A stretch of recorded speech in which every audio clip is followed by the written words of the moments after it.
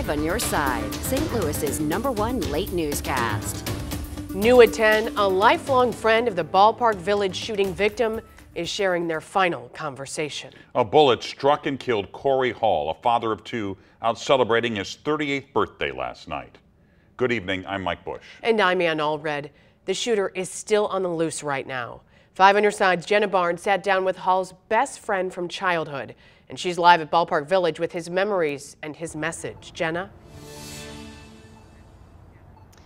Yeah, and this friend says he was invited out here last night to celebrate, but he opted out to spend time with family after traveling for business for a couple of weeks. But he says he did send Corey Hall a text message yesterday morning to wish him happy birthday, never thinking it would be their last conversation.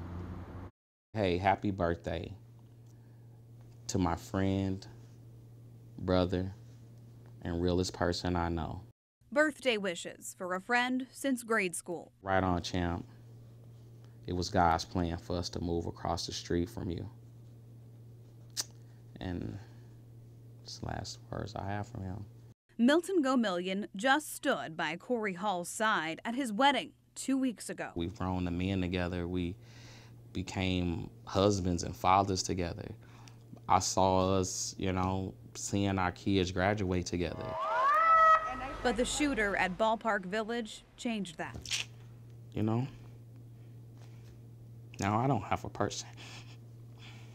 He describes his person as a family man, an entrepreneur who always wanted to help others. All he did was give. I wish I was half the man he was. And he hopes everyone learns a lesson from his loss. Security should always be heightened, regardless of where you are, the establishment.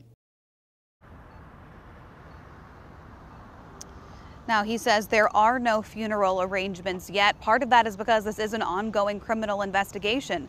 The other part, he says, is that Hall's family, they were all just in St. Louis because of the wedding 2 weeks ago. So his new wife is trying to push this funeral as far off as possible to give them all time to make new arrangements to come back to town for the funeral. Mike.